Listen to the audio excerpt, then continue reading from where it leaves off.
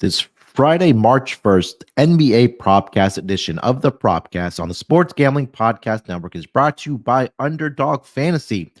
Sign up today using promo code NBA SGPN and get a first deposit bonus of up to $100 using promo code NBA SGPN. And we're also brought to you by Hall of Fame Bets, the sports betting research platform for parlays, player props, and game lines. Download the Hall of Fame Bets app or visit hofbets.com and use promo code SGPN to get 50% off your first month and start making smarter bets today. Welcome, everyone, to the Propcast, part of the Sports Gambling Podcast Network. It is Friday, March the 1st. Currently 12:37 on the East Coast. Here to get into our NBA player props for the Friday night schedule in the association. And joining me as usual here to help me break down the player props, I got my guy here with me from the NFL Propcast, of course, as well. Here on the NBA, it's my main man, ChrisBeCappinn. Chris, what's going on, brother? How you doing? What's up? Beautiful Friday slate ahead of us. It's been, I know we were talking a little bit off air, but it's been a beautiful week so far, man. So looking forward to, kind of keeping it going today. I will say, looking at the card, just, not from a player prop perspective, but just, overall, we're starting to find some of these fatigue spots, which I think could lead to some unders. I haven't really identified one that I, like the most or that stands out the most, but I do think some unders will be in play. A lot of teams on fifth game at 8 nights today. Some of them at a, really bad rest advantage as well. So, maybe the defense takes advantage of those tired legs, or we could see some of the opposite where, they, just gives it up. And so maybe we take the, look at the opposing team that's at the rest advantage, I guess I should say. So definitely should, be taken into consideration when looking at player props today. But I'm excited to break it all down, man. Like you said, we made it to another Friday, and hopefully we can find some winners for our listeners. Yeah, take a look at that, the Bulls and the Bucks under later on today. Let me know what you think, because I did play that at 223 last night. So, look, I think our last episode that we did between the Wednesday card, at least, I think it turned out to be pretty good one for us. I know we talked a lot about Kawhi Leonard in that game, and it's funny because I don't know why I had a sneaky suspicion that he was going to end up like a hair above his projections that night. And so we talked about it at 24 and a half and 25 and a half for Kawhi Leonard. He ended up at 26, and I also mentioned his rebounds at 6.5.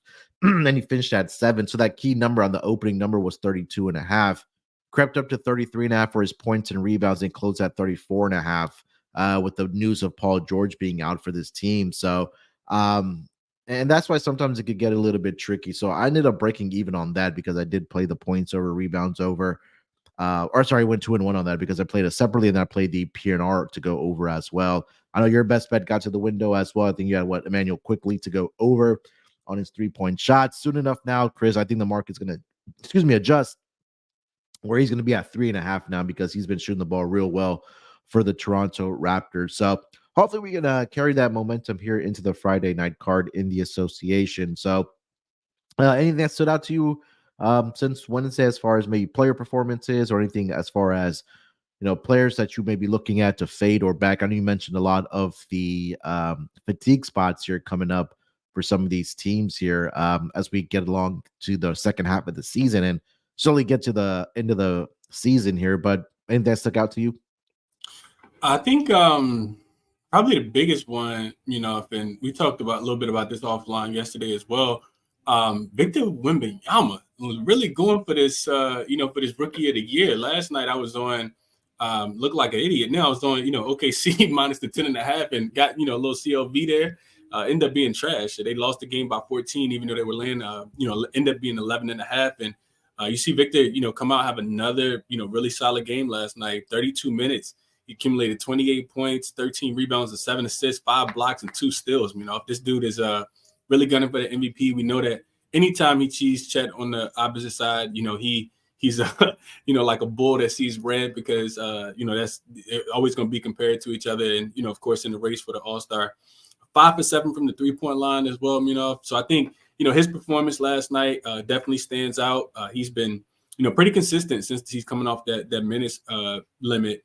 And then Michael Porter Jr., I think we got to look at him as well. If he's been someone that's kind of flourished in the last few games. He had a 34-point game against Portland last week, and 30 points against the Miami Heat last night. So we know it. Remember, there was a point in time in the season, where you were just taking his rebounds over, no matter what the number was, because they had him too low at 5.5, 6.5. 11 rebounds last night. He has a 12 and 11 rebound game in here as well over the last since the All-Star break. And I think I talked about this. He came out and said like maybe they were looking forward to the All-Star break just a tad bit too much, but it does feel like they're kind of locking in now. So Michael Porter Jr., Victor Wembanyama, those performances kind of stand out most recently. I think also, I mean, just extending off of your Michael Porter Jr. point, Jamal Murray didn't return to that game last night, if I'm not mistaken.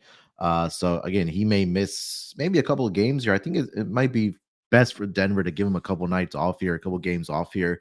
And I think maybe at that point, the market doesn't adjust on a guy like Michael Porter Jr., like you mentioned. So it's a guy that I mean, we've seen the highlights, we've seen the pictures of, hey, he's going to shoot it when he can. And even if he has a guy open right under the basket, he has a green light, so he's going to shoot it. Like you also mentioned, right, his rebounding has always been there for him as well. So we'll keep an eye on the Jamal Murray news, that if he does miss some time here, I think there'll be some value here on Michael Porter Jr.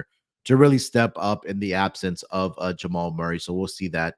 We'll keep an eye on that.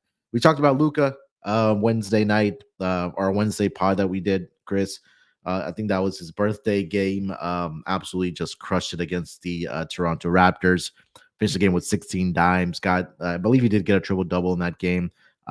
Went over his points and assists as well. Nikola Jokic as well. So the stars are starting to shine here a little bit in the entire league. So it'll be interesting to see, man. I think that, like you mentioned, a lot of these guys are gunning for the MVP. It's going to be a fun race down the stretch, man, because I think it's a little bit more open than people may think for the MVP race. So we'll talk about that as well going forward on when we do our bi-weekly episodes here on that MVP race for the regular season MVP in the association. But other than that, it's been a good week. Hopefully we can carry that momentum here into the Friday night card in the NBA.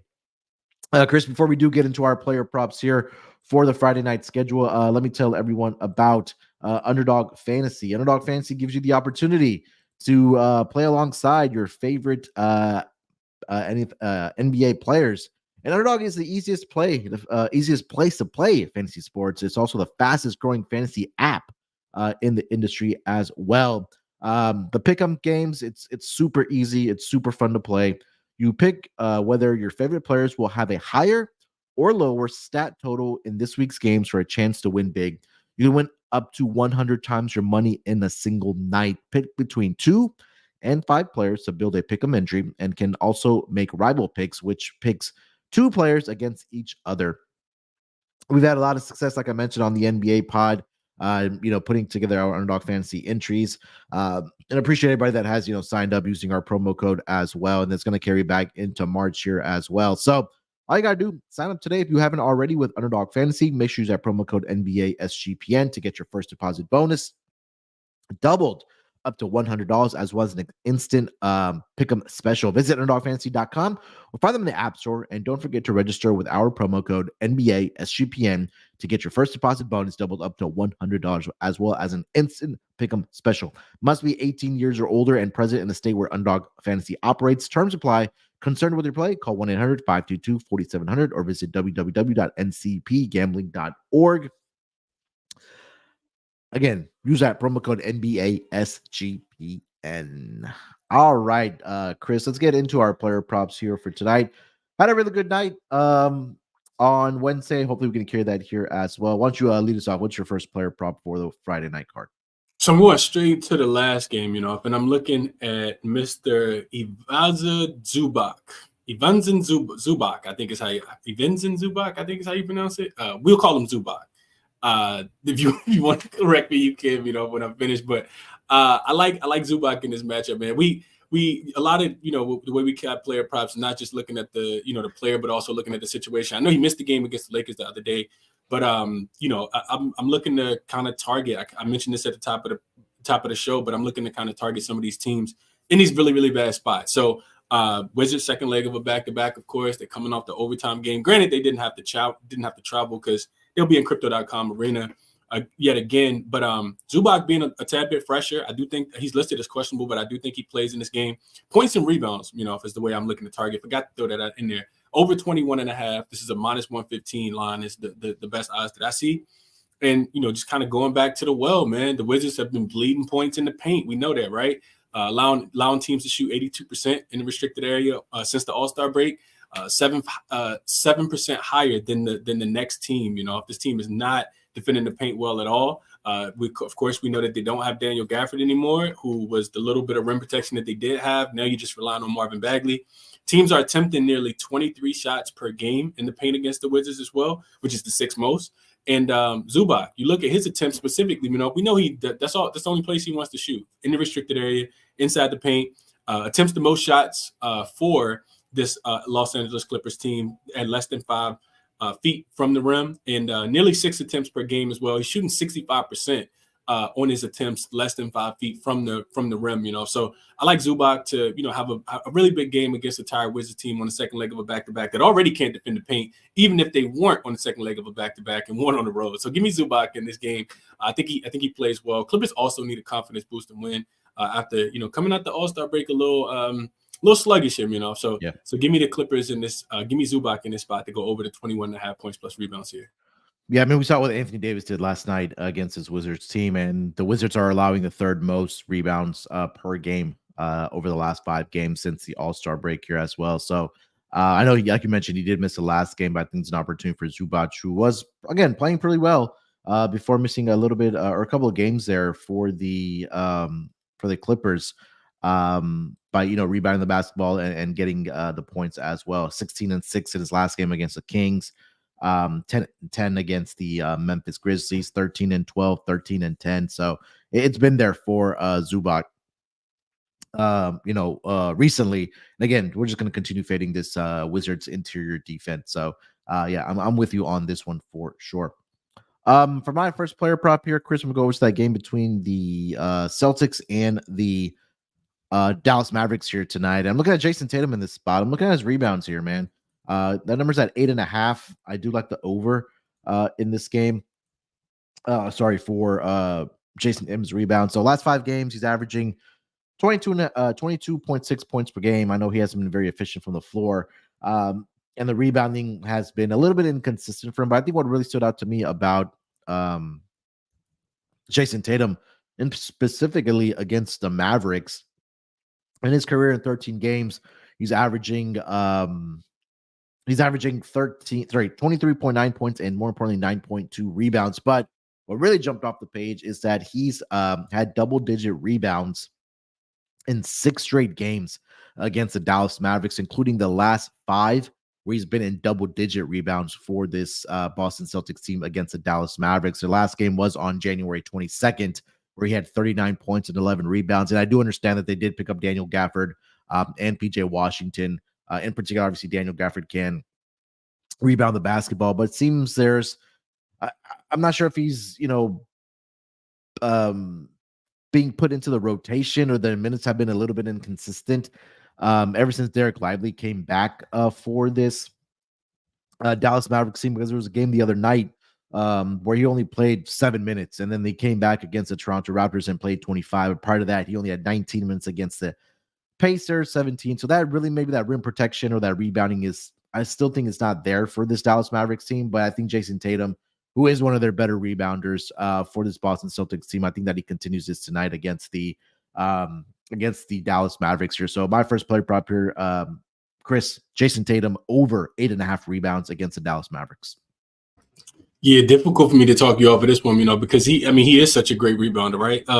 And I think the narrative play here, is that, people are trying to, I wouldn't say trying to, but people are now starting to mention Jason Tatum in this MVP discussion, right? Because clearly it looks like they're gonna have the best record in the, in the East, and probably throughout the, maybe throughout the whole entire NBA, and it's not gonna be close, honestly. Now that Cleveland, has lost a couple games, it doesn't feel like that. So Tatum is, showcasing, why he should do that. And he's really kind of filling up the stat sheets, and I think that, when those conversations start to happen nationally, which they have, of course that happened internally, right? So, teams, I would say that Celtics themselves are trying to make sure that he gets those numbers, right? Whether it's the rebounds, whether it's the assists, but Tatum is, I think kind of gunning for it. I don't think that, he's publicizing how much it would mean to him, because of course the finals MVP would mean more, but it'd be a pretty good accomplishment. And Tatum to be so young, I think it's still year number 7 for Tatum, 7 or 8. He's, pretty much done everything, right? Been to the finals, like outside of, winning that MVP and winning the championship, of course, as well, and the finals MVP. But yeah, super, super good spot. Boston has been home for a while. Dallas, I think, 4th straight road game as well. So it lines up for Tatum to have a really big night, and the lights will be on, the brightest, especially in a matchup that features so many all-stars in the same game. You got Kyrie, Luka, Porzingis, Drew Holiday, Jaylen Brown, Tatum. So yeah, this is a really good spot for Tatum to go over. If I actually on my short list, I had his rebounds and assists as well. So I like that. Yeah, I'm hoping Luka does play here tonight for this Mavericks team, just because I think it'll be a fun matchup to watch. I did see that he did participate in shoot around for the Dallas Mavericks, so hopefully he's able to go here tonight for the Dallas Mavericks. But yeah, I mean, like you mentioned, Jason Tatum not only rebound the basketball, but also dishing it out has been very good for this Boston Celtics team. So hopefully that can continue here tonight against the Dallas Mavericks. Player prop number 2, Chris, what do you got?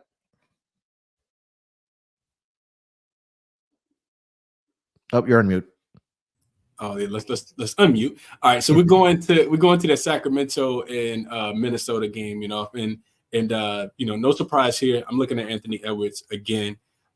This dude is, really just been killing it, and just kind of going back to the well as far as, where Anthony Edwards, where's bread and butter, and it's at the rim, right? So outside of him, scoring, he had 34 against Memphis the other day, 34 against San Antonio, 29 against Brooklyn, 28 against Milwaukee. So we're needing him to get 29, and he's gotten that in 3 of the last 4 games. And I mean, if we go back to before the All-Star break, a 34-point game in there, a 41-point game against the Portland Trail Blazers. So this is a number that he's, clearing consistently. And I also just love the volume, I mean, this dude is the offense, right? As good as Minnesota is, the knack about Minnesota is that their offense does get a little stagnant at times, and they can really, they can, rely too heavily upon him and Karl-Anthony Towns specifically to score all the buckets. But he takes on that challenge. 21 shot attempts last game, 29 the game before, 23, 27.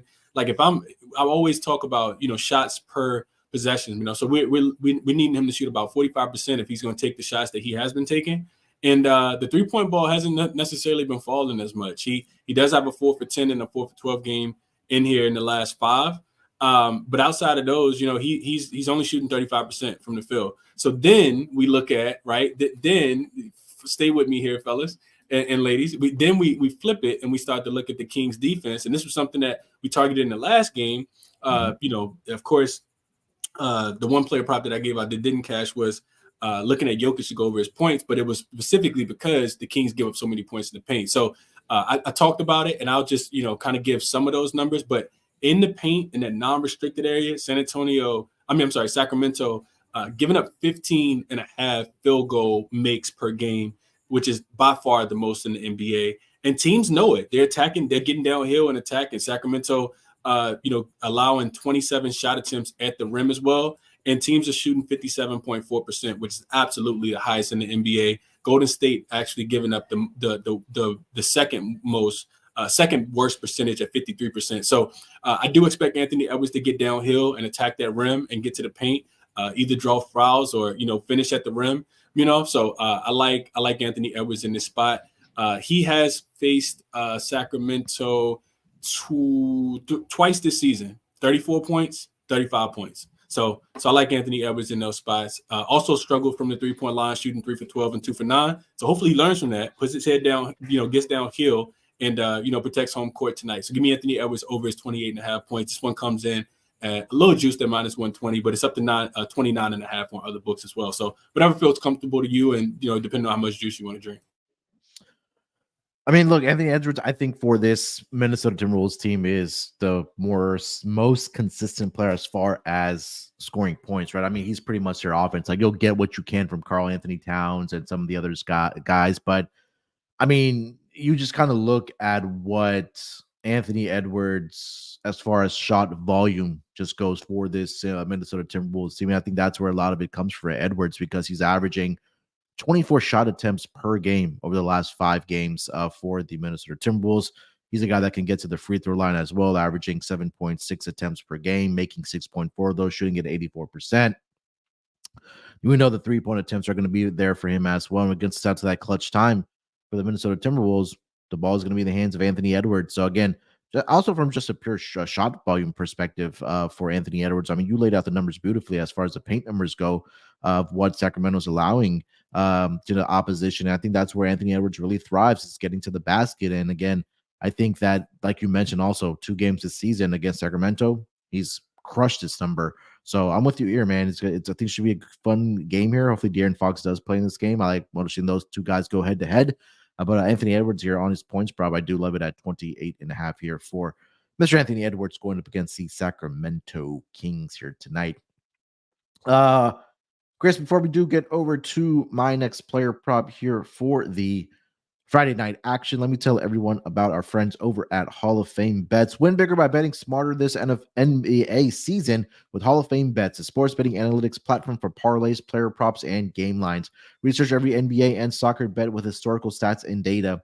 Enter any parlay idea into Hall of Fame Bets revolutionary parlay optimizer tools to get hit rates broken down by leg, as well as an expected probability for the entire parlay. Sort all players by hit rate for any bet to learn which players are hot and which picks have value. Stop betting in the dark and join over 30,000 users researching with Hall of Fame Bets to craft more intelligent, data-driven parlays. Download the Hall of Fame Bets app or visit HOFBets.com and use promo code SGPN to get 50% off your first month today. Start researching, start winning with Hall of Fame Bets. All right, let's continue rolling here, Chris. For my next player, probably go over to that game between the Philadelphia 76ers and the Charlotte Hornets here tonight. I'm going to go with a rebounding prop here again as well. I'm looking at Paul Reed, over 8.5 rebounds here going up against the Charlotte Hornets. And again, another team that's struggling to keep their opponents off of the glass over the last 5 games. The Charlotte Hornets allowing the most rebounds to the opposition at 51.6. And a lot of that has to do with how bad their offense is. They haven't been very efficient. They are the worst, I believe, over the last 5 games and post All-Star break. Let me see if I can pull up those numbers here exactly. Yep, Charlotte is dead last, right down there with the Memphis Grizzlies. So what's that say to you? That they're taking shots and they're missing a lot of shots, and the rebounding opportunities are going to be there in this game here for the Sixers in particular. Paul Reed, I know he's been a little bit inconsistent. But over the last 5 games, he's averaging close to 27 minutes per game, 8.2 rebounds, and 8 rebounds per game. He did have 2 games in there where he did have double-digit rebounds, which was against the Cleveland Cavaliers and also the Miami Heat. But I think it's an opportunity here tonight to go up against the Charlotte Hornets, who are on a back-to-back situation.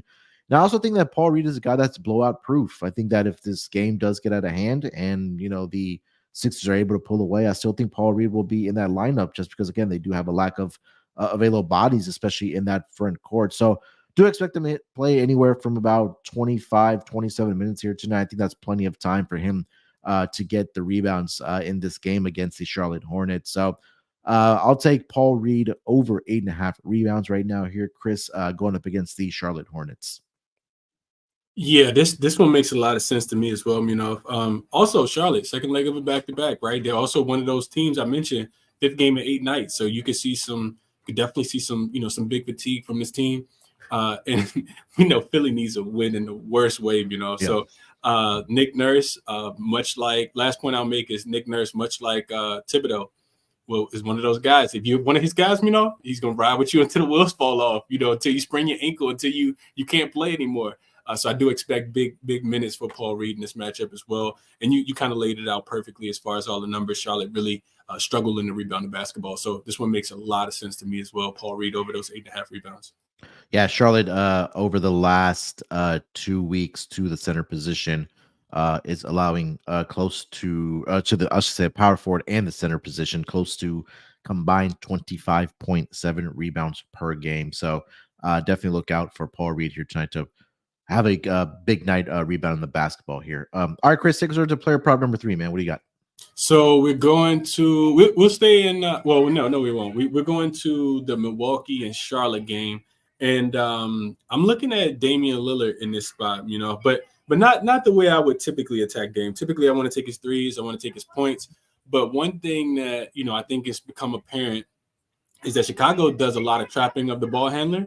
They do not allow point guards to really get into a great offensive flow. So I'm attacking his rebounds and assist line just a tad bit more here. If the number is minus 130, just going through and kind of looking at Dame first and foremost. Now he only played 34 minutes last night. He only finished with 6 points and two assists in that game against Charlotte. But before that game, 9-7 against Charlotte, so good for 16. 7-9. I'm not sure what's gotten in him with the rebounds. That's one of the reasons why I wanted to kind of add that as well. 7-9, 7 rebounds and 9 assists against Philly, 9 rebounds and 10 assists against Milwaukee, and that's what he's done. So he's 3-1 to the number in the last, 5 games since the 3-1 to the number in the last 4 games since the All-Star break. But also, I was looking at just taking a deeper look, because like we said, the rebounding numbers are there. You also get a Bulls team that's coming off a double overtime game as well. Yeah. I know, the Milwaukee will be on the second leg of a back-to-back, but we got to factor in how much energy the Chicago Bulls had to exert in their last game as well. But I'm looking at these assist numbers here. Last 10 games, guards versus the Bulls. You got Trae Young, 14 assists, Karis LeVert, 12 assists, DeJounte Murray, 9 assists, Mike Conley, 8, Vince Williams Jr., 8, and we'll stop there because those are the top 5. But potential assists, those numbers are there as well. 13 for Vince Williams Jr., 12, for Karis LeVert. Donovan Mitchell had 12. Darius Garland's played him twice. He's averaging 11.5 as well. Anthony Edwards actually had 11 to go along with Cade and Jaylen Brown and Mike Conley. So all of the assist numbers are definitely there for, lead ball handlers against the Chicago Bulls defense. You go back, and look at Dame's last game that he actually played against Chicago, and wouldn't you know it, he had 13 assists. So that proved that, the strategy. Only 18 points in that game, shot 7 for 16, only 1 for 6 from the three-point line. But the assist numbers are going to be there because that's what Chicago does. They love getting the ball out of the primary ball handlers' hands. So 13 assists and 8 and 5 rebounds in that last game, good for 18 rebounds and assists. This number being at 10.5, juiced a little bit at minus 130, but this is something that I would also take at 11.5 as well. So give me Damian Lillard over his 10.5 rebounds plus assists here. Yeah, look, over the last 5 games, he's averaging 6.8 rebounds, 6.8 assists, and this is something that I've been keeping my eye on as well. And like you mentioned, I don't know what's gone into Dame about rebounding. Maybe it's just been the opponents that they've played that just haven't been having good shooting nights. But again, like you mentioned, like this is a Chicago Bulls team that's coming off of a double overtime game. The Bucks on themselves back-to-back situation here as well. I do expect some tired legs in this game. I do think that this will be a game where we possibly see a brick fest, and I think that the opportunities, at least for the rebounds and the assists, will be there as well for Dame. Being in this offense with a guy like Giannis and the shooters that they do have with Pat Covington, Malik Beasley, Brook Lopez, I think Damian Lillard's a guy that can find those guys, to get some open looks. And like you mentioned, in 3 games this season against the Chicago Bulls, he's cleared rather easily in 2 of those 3 games against the Chicago Bulls here. So I do like the spot here for Damian Lillard. And again, this has been something that I've been keeping my eye on as well. So I don't think the market they've caught up a little bit, but I don't think they've adjusted properly to what Dame Lillard has been able to do, filling up the rebounds and assists, for the Milwaukee Bucks over the past several games. So definitely can get behind this one here as well. Chris, for my last player problem, go over to that game between the Pacers and the Pelicans. And I'm looking at Brandon Ingram in the spot, over 21.5 points in this game. On the season, he's averaging right at this number, 21.65 rebounds, 5.8 assists. And over the last 5 games, he's averaging 22 points per game. But I think Brandon Ingram presents a huge matchup problem for the Indiana Pacers. And it's been something that's been pretty relevant in this career, or at least over the past several head-to-head meetings against this Pacers team. So these 2 teams just had matched up on Wednesday night. Not the greatest offensive efficient night for Brandon Ingram. He was 8 of 20 from the floor, 1 of 5 from three, and he was 13 of 13 from the free throw line. Did finish the game with 30 points. He also has gone over this number in 3 straight games. He had 22 against the Chicago Bulls, 24 against the New York Knicks, and like I mentioned, 30 against the Indiana Pacers. And also head to head, like I mentioned, against the Pacers, Brandon Ingram has gone over this number in 5 of the last 6 games head to head against the Pacers. So quickly, 24, 31, 30. Had a game where he had 12 and then 29, and then 30 again, like I mentioned, this past week on Wednesday night for Brandon Ingram. So, I think the opportunities again will be there for Brandon Ingram. I know CJ McCollum is back, but he's still, dealing with that sore ankle. Zion had a really good game as well. So offense really goes through those three guys. I think more in particular Zion and Brandon Ingram here. So, they're back at home tonight looking for some revenge against this Pacers team that took care of business against them on Wednesday night. I know the Pelicans were on a back-to-back situation that night in the second leg of a back-to-back against the Pacers. And that's always a tricky spot, especially the way the Pacers play basketball, right? They like to push the pace for the full 48 minutes. And if they're up even in that final minute or so, I was watching this and they were still pushing the pace. They want to make sure that they put the nail in the coffin with about 30 to 45 seconds left. So I think it's a good spot here for Brandon Ingram here tonight, being back at home, looking for some revenge against the Pacers. He's done well head to head. He's in good form right now. And again, the shot volume is always going to be there for a guy like Brandon Ingram. So Brandon Ingram over 21.5 points here tonight against the Indiana Pacers here, Chris. Yeah, I like it. I like this one as well. I like this one a lot. Like you said, I think in these quick revenge spots, you kind of want to get it back. You mentioned them being on the Pelicans being on the second leg of a back to back in that game. It was also 3rd and 4, 4 and 5, and it was 5th and 7 nights as well. So you can kind of see the tired legs kind of come into play just a tad bit, but they were able to play a little bit better defense outside of that first quarter. After the first quarter concluded, the defense picked up a little bit. Which makes Brandon Ingram, he probably is the most versatile guy, because he can score at all three levels, right? If he needs to be that spot up shooter, he can do that. We know that the Pacers do a really good job of defending the 3-point line, but they do struggle, sometimes against that mid range shot, and they give up a ton of points in the paint. And Brandon Ingram definitely has that capability of putting his head down and getting to the rim and attacking as well. So you get a Pelicans team that's a little bit more rested, a little bit more motivated in a crowded Western Conference. This makes a lot of sense. And we get a Pacers team that's not playing as great defense on the road as well. So I do like this one. Probably gonna end up telling you on. It was either him or Zion, in my opinion. If I wanted to take one of those guys, I know Zion's coming off a 23-point game. His number's sitting at 23.5. And that was on a 5th game in 7 nights. So now you get him, back home. I know he was a little frustrated about the play, about the foul, the lack of foul calls that were, made in his favor. So maybe they get a more favorable whistle. So I was kind of leaning towards Zion, but I may ride with you on this one and take Brandon Ingram over to 21.5 as well. There we go. All right, Chris, any honorable mentions for tonight before we move over to best bets? Man, so ugly one I was looking at, was actually Zaire Williams out in Minnesota. I mean, in Memphis, just because there will be no Jared Jackson Jr., so that's a ton of volume. He's one of the better rebounds. So I was looking at maybe potentially his points, rebounds, and assists to go over. I think that number was like 21.5, 20. I forgot exactly what the number was, but didn't fully do a deep dive into that. And that's an ugly game against the Portland Trailblazers, who played two extremely slow paced teams. First team to 90 might win that game. It's gonna be pretty bad. So he was someone that I considered. I also considered. I think it might have been. Let's see. We'll keep it there right now. We'll keep it there. But I don't think I wrote it down. I think it was just something that was kind of formulating in my head, and then I kind of hadn't really done all the research, but I didn't write it down. So I would say ugly play on Zaire Williams, but that's where I'm looking at right now. What about yourself? I was looking at either Kuminga or Draymond Green here tonight against the Raptors on their rebounds and assists to go over. I got fortunate last night with Kuminga because he filled up a couple more stats in that final minute for that Warriors team against the Knicks last night. But I mean, you take a look at what Kuminga has been able to do as far as getting rebounds and assists for this Golden State Warriors team. He's been very efficient. He's had 6 rebounds per game over the last 5 games, 3.8 assists.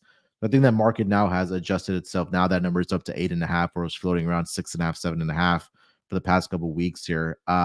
So I think I may just pivot to Draymond because again, Draymond's a guy that his usage rate and the amount of times that he does have the ball in his hands when CP3 is not on the floor, I think makes a lot of sense for me.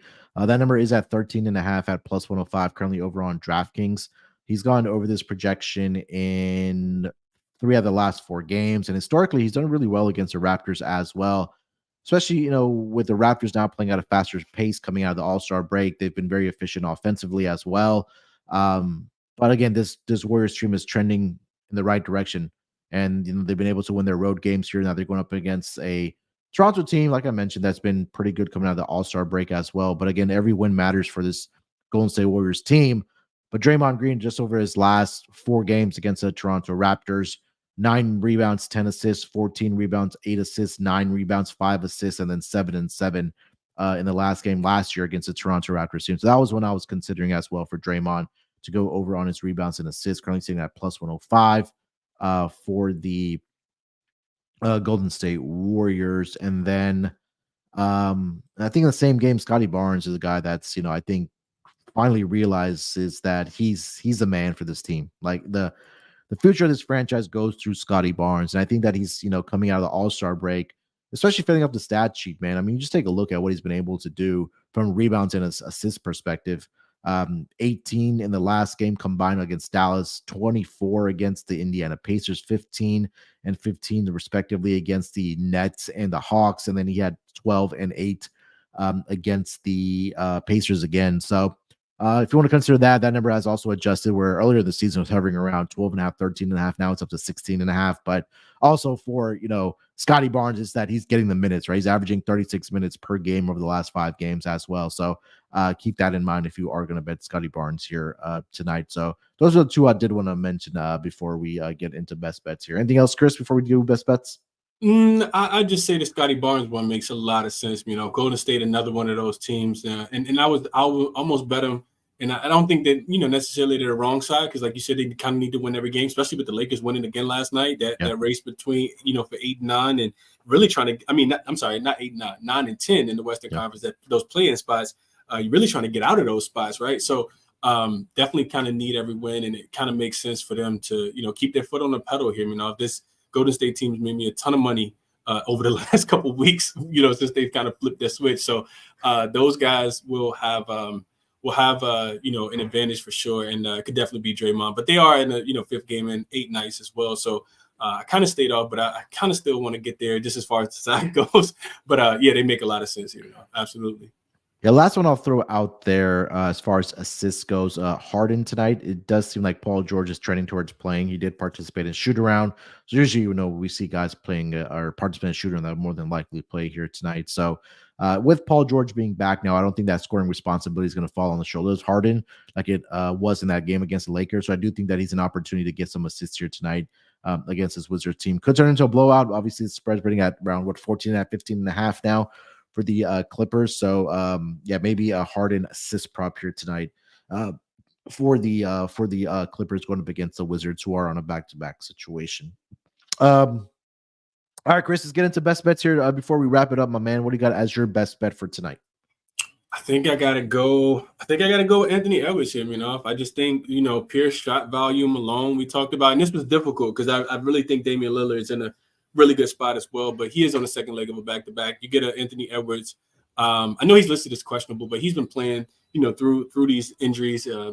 Got a day off as well, and I kind of laid out all the numbers. I know 28.5 is a pretty high number, but you just look at shot volume alone. He's getting there. The Kings bleed points in the paint. They're giving up more than the Washington Wizards right now, and I do think he's going to continue to put his head down and get to the rim. He's already cleared the number twice this season already. So I like Anthony Edwards probably a tad bit more, but it's a really close second, with Damian Lillard. I feel like their rebounds and assist line is a tad bit too low just for what he's been doing and how much Chicago likes to trap the ball handler, getting the ball out of his hands. He's kicking it to shooters and then knocking it down. Also, the Bulls really struggle, against the above the break 3. So, trap Damian Lillard. I mean, that's a lot of opportunities for guys like Bobby Portis, guys like Pat Connaughton, guys like Malik Beasley to really showcase their shooting talents in this game. So really close to a double best bet, but I'll just leave it with Anthony Edwards at over 28.5 points here. There we go. All right, best bet for me. I think I'm gonna go. See, I really do like Paul Reed, but I'm not sure if his minutes are gonna be there tonight. So, I think Brandon Ingram, man. I think that he can repeat his performance. I think again, we talk about the Pacers. It's typically a high scoring game because of the way they play offense, but BI, he's just in good form right now, and I think that the offense right now goes through Zion and BI. I mean, I know you wanted to get behind Zion. I think both of those guys can get there tonight, honestly. I know CJ's been dealing with that ankle injury, so not sure how efficient he's going to be, but I think Brandon Ingram is another big night for him here tonight. So I'm going to take the over 21.5 points for Brandon Ingram as my best bet for the Friday night card in the NBA. All right, that is going to wrap it up, my friends, for this edition of the NBA Propcast on the Sports Gambling Podcast Network. Chris, anything else we want to mention, my friend, before we get out of here? Nah, just a beautiful, beautiful show here. If I enjoy being able to come on here and talk the player props out, with you, and two minds are always better than one. Enjoy, gauging with the chat as well. So, shout out to everyone that left comments and also kind of giving us their opinion on the games, because we can all kind of always learn from each other, man. Always learn from each other. So excited about that. As always, I always say, bet responsibly, of course. Enjoy the games first and foremost. Good luck to everyone. And definitely check us out, wherever you check out your podcast. Leave us a 5-star review. 5-star, man. Best of luck to everyone this weekend. Yeah, 100% echoing everything Chris just said there. Should be a fun night of hoops going into the weekend, and then starting the month of March before the season wraps up early in the week of April. But again, still a lot of basketball left to be played here in the NBA. So we're going to be here bi-weekly, at least Wednesdays and Fridays for the Propcast. So echoing everything Chris said. If you haven't already, do us a favor, leave us a 5-star review wherever you do listen to your podcast, whether it's on Apple, whether it's on Spotify, wherever you do listen to it. If you haven't already subscribed to the NBA Gambling Podcast YouTube channel, go ahead and do that as well. We'll be live on this channel as far as our Propcast goes going forward as well. So you guys can tune in with us and as well. Again, appreciate everybody in the chat as well. Kaysen, good to see you, my man. No, he changed jobs. He was always one of the first ones, whether it's MLB pod or NBA pod, but good to see him in the chat. Andrew's in there as well. So appreciate everybody in the chat joining us. And we'll be back next week. So till then, enjoy the weekend, enjoy the games. Good luck with your bets. Let's break these books off and let it ride.